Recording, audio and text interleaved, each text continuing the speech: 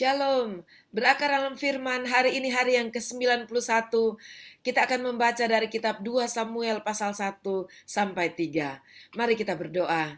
Terima kasih Tuhan, pada hari ini kami boleh membaca dan mendengar dari firman Tuhan, meneruskan 1 Samuel kepada kedua Samuel, dan kami bersyukur dapat lebih lagi melihat bahwa Engkau menjadikan Daud sungguh-sungguh raja atas Israel. Berkatilah pembacaan pendengaran firman kami pada saat ini, di dalam nama Tuhan Yesus. Amin. Pasal 1. Setelah Saul mati dan ketika Daud kembali sesudah memukul kalah orang Amalek dan tinggal 2 hari di Siklak, maka datanglah pada hari ketiga seorang dari tentara dari pihak Saul dengan pakaian terkoyak-koyak dan tanah di atas kepala. Ketika ia sampai kepada Daud, sujudlah ia ke tanah dan menyembah. Bertanyalah Daud kepadanya, "Dari manakah engkau?" Jawabnya kepadanya, "Aku lolos dari tentara Israel." Bertanyalah pula Daud kepadanya, "Apakah yang terjadi? Coba ceritakan kepadaku." Jawabnya, "Rakyat telah melarikan diri dari pertempuran. Bukan saja banyak dari rakyat yang gugur dan mati, tetapi Saul dan Yonatan anaknya juga sudah mati." Lalu Daud berkata kepada orang muda yang membawa kabar kepadanya itu, "Bagaimana kau ketahui bahwa Saul dan Yonatan anaknya sudah mati?" Orang muda yang membawa kabar kepadanya itu berkata, "Kebetulan aku ada di pegunungan Gilboa." Maka tampaklah Saul bertelekan pada tombaknya, sedang kereta-kereta dan orang-orang berkuda mengejarnya. Ketika menoleh ke belakang, ia melihat aku, lalu memanggil aku, dan aku berkata, "Ya Tuanku." Ia bertanya kepadaku, "Siapakah engkau?" Jawabku kepadanya, "Aku seorang Amalek." Lalu katanya kepadaku, "Datanglah kemari dan bunuhlah aku, sebab kekejangan telah menyerang aku, tetapi aku masih bernyawa." Aku datang ke dekatnya dan membunuh dia, sebab aku tahu ia tidak dapat hidup terus setelah jatuh. Aku mengambil jejamang yang ada di kepalanya dan gelang yang ada pada lengannya, dan inilah dia aku bawa kepada tuanku. Lalu Daud memegang pakaiannya dan mengoyakkannya, dan semua orang yang bersama-sama dengan dia berbuat demikian juga. Dan mereka meratap, menangis dan berpuasa sampai matahari terbenam, karena Saul, karena Yonatan anaknya, karena umat Tuhan dan karena kaum Israel, sebab mereka telah gugur oleh pedang. Kemudian bertanyalah Daud kepada orang muda yang membawa kabar itu kepadanya, "Asalmu dari mana?" Jawabnya, "Aku ini anak perantau orang Amalek." Kemudian berkatalah Daud kepadanya, "Bagaimana? Tidakkah engkau segan mengangkat tanganmu, memusnahkan orang yang diurapi Tuhan?" Lalu Daud memanggil salah seorang dari anak buahnya dan berkata, "Kemari, paranglah dia." Orang itu memarangnya sehingga mati.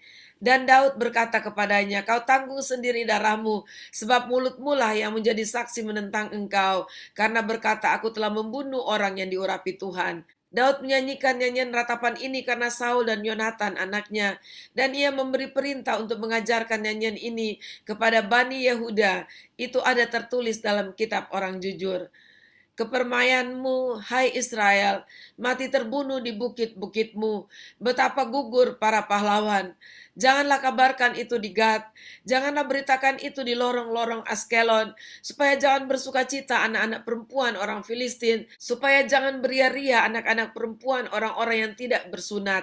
Hai gunung-gunung di Gilboa, jangan ada embun, jangan ada hujan di atas kamu. Hai padang-padang pembawa kematian, sebab di sanalah perisai para pahlawan dilumuri, perisai Saul yang tidak diurapi dengan minyak.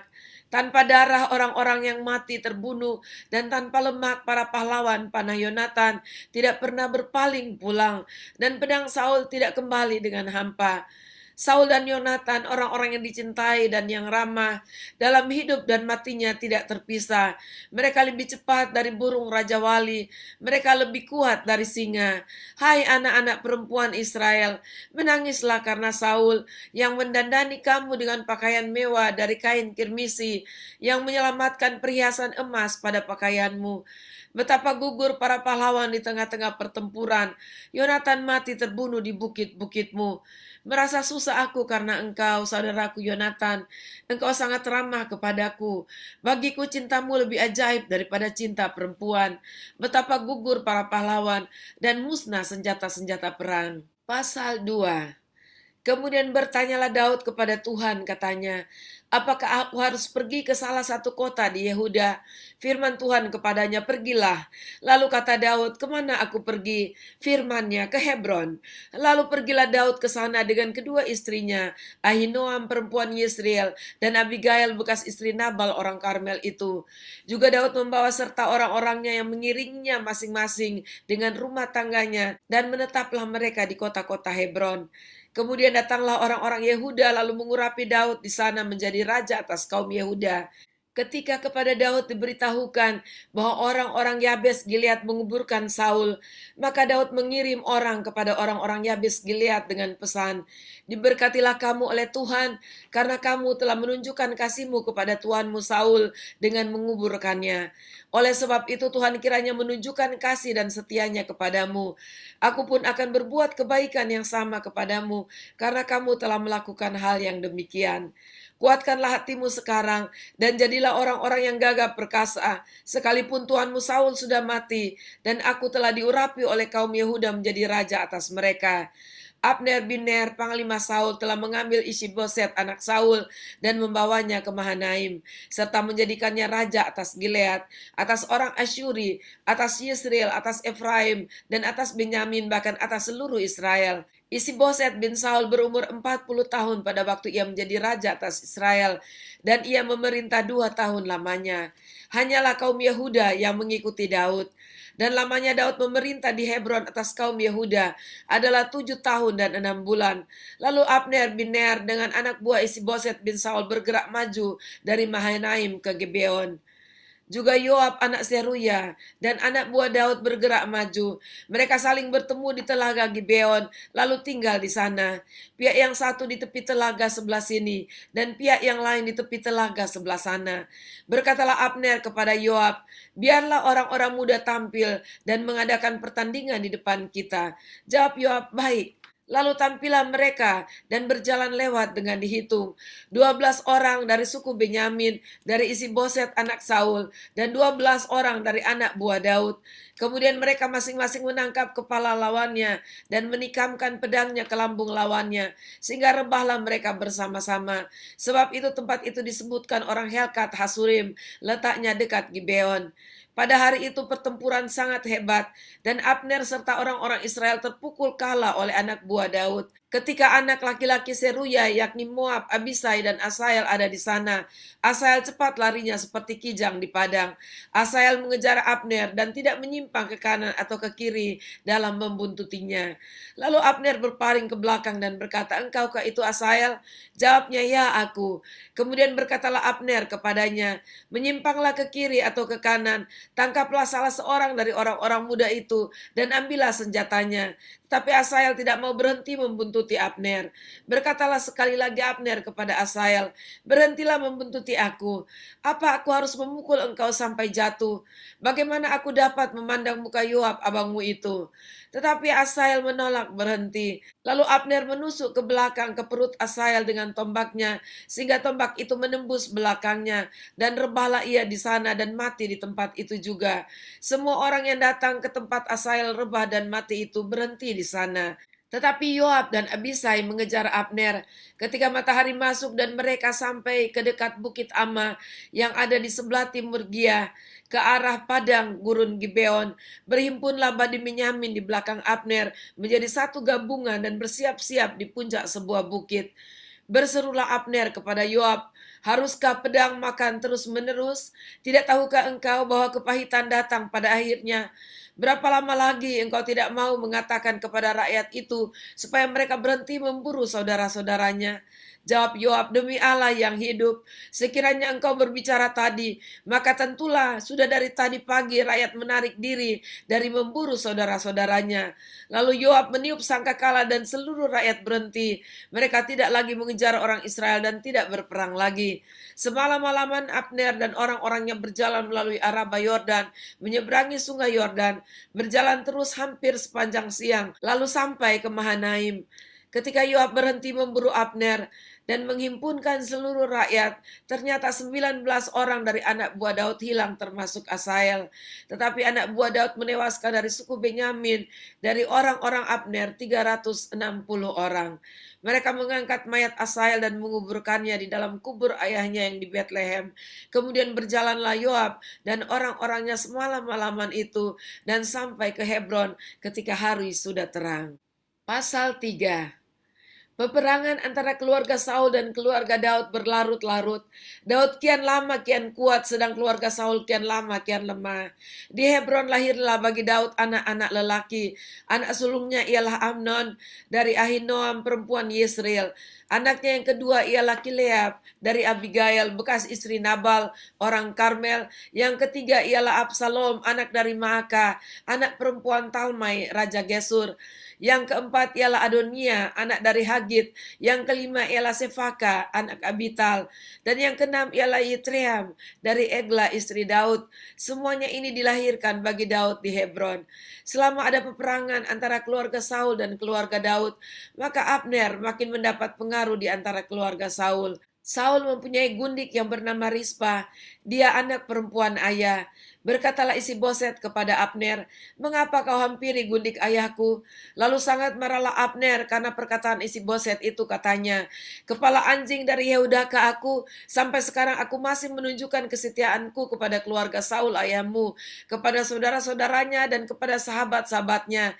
Dan aku tidak membiarkan engkau jatuh ke tangan Daud, tetapi sekarang engkau menuduh aku berlaku salah dengan seorang perempuan." Kiranya Allah menghukum Abner bahkan lebih lagi daripada itu, jika tidak kulakukan kepada Daud seperti yang dijanjikan Tuhan dengan bersumpah kepadanya, yakni memindahkan kerajaan dari keluarga Saul dan mendirikan tahta kerajaan Daud atas Israel dan atas Yehuda, dari Dan sampai Beersheba. Dan Isi-Boset tidak dapat lagi menjawab sepatah kata pun kepada Abner karena takutnya kepadanya. Lalu Abner mengirim utusan kepada Daud dengan pesan, "Milik siapakah negeri ini? Adakanlah perjanjian dengan aku, maka sesungguhnya aku akan membantu engkau untuk membawa seluruh orang Israel memihak kepadamu." Jawab Daud, "Baik, aku akan mengadakan perjanjian dengan engkau. Hanya satu hal kuminta daripadamu, yakni engkau tidak akan menghadap aku kecuali jika engkau membawa lebih dahulu Mikal, anak perempuan Saul, apabila engkau datang menghadap aku." Daud mengirim utusan juga kepada Isi-Boset anak Saul dengan pesan, "Berikanlah istriku Mikal yang telah kuperoleh dengan 100 kulit katan orang Filistin." Lalu Isi-Boset menyuruh mengambil perempuan itu daripada suaminya, yakni Paltiel bin Lais. Dan suaminya berjalan bersama-sama dengan dia sambil mengikuti dia dengan menangis sampai ke Bahurim. Lalu berkatalah Abner kepadanya, "Ayo pulanglah." Maka pulanglah ia.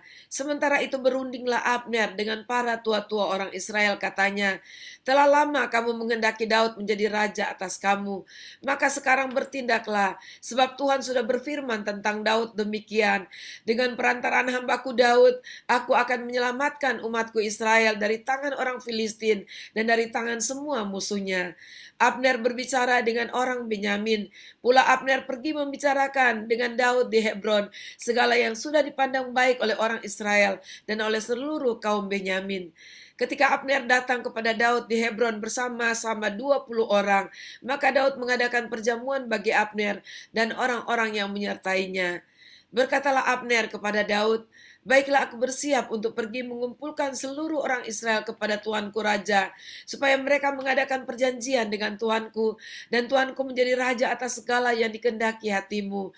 Lalu Daud membiarkan Abner pergi dan berjalanlah ia dengan selamat. Anak buah Daud dan Yoab baru saja pulang setelah mengadakan penggerebekan dan mereka membawa pulang jarahan yang banyak. Tetapi Abner tidak lagi bersama-sama Daud di Hebron, sebab ia telah dilepasnya pergi dengan selamat. Ketika Yoab bersama dengan segenap tentaranya sudah pulang, diberitahukan kepada Yoab demikian, "Abner bin Ner telah datang kepada raja, dan ia sudah dibiarkannya pergi dengan selamat." Kemudian pergilah Yoab kepada raja, katanya, "Apakah yang telah kau perbuat? Abner telah datang kepadamu, mengapa engkau membiarkannya begitu saja? Apakah engkau tidak kenal Abner bin Ner itu? Ia datang untuk memperdaya engkau, dan untuk mengetahui gerak-gerikmu, dan untuk mengetahui segala yang hendak kau lakukan."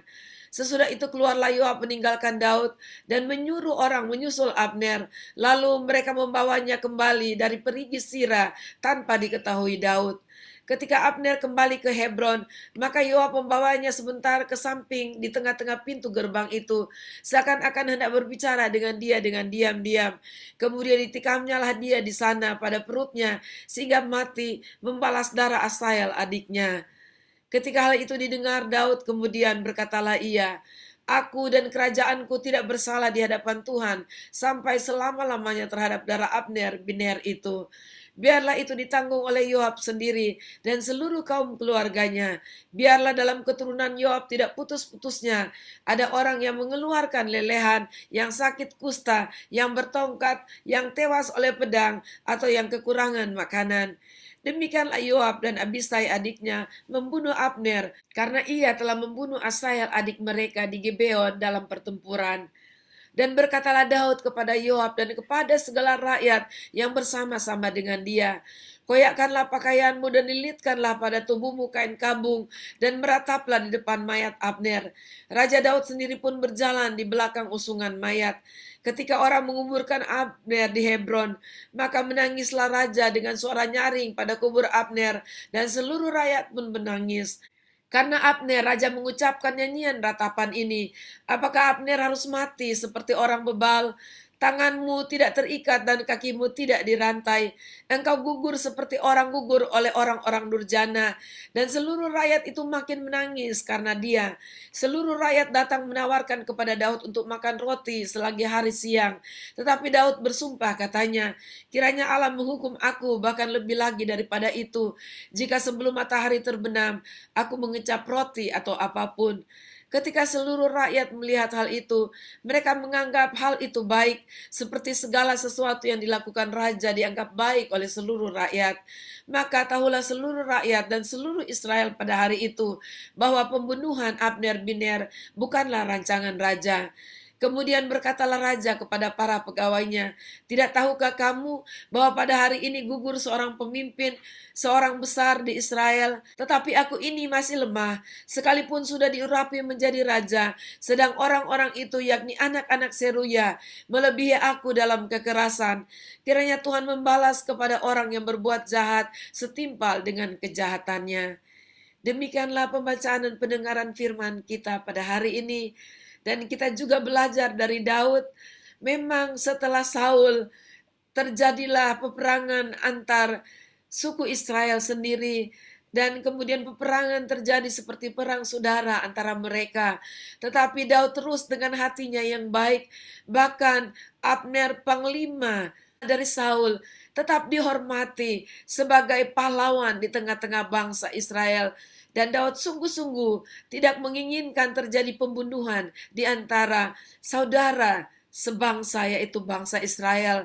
Dan kita boleh melihat sebenarnya hati baik dari Saul, hati yang sungguh-sungguh taat akan Tuhan dan mengasihi bangsanya, karena dia tahu bahwa Tuhan sudah memilih bangsa Israel dan dia sudah diurapi Tuhan menjadi raja atas bangsa Israel. Mari kita menghargai satu hubungan, apalagi hubungan keluarga, baik hubungan keluarga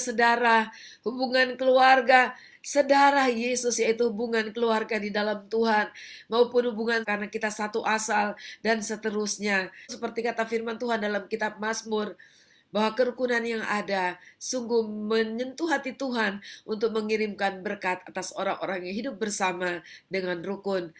Tuhan Yesus memberkati, mari kita berdoa.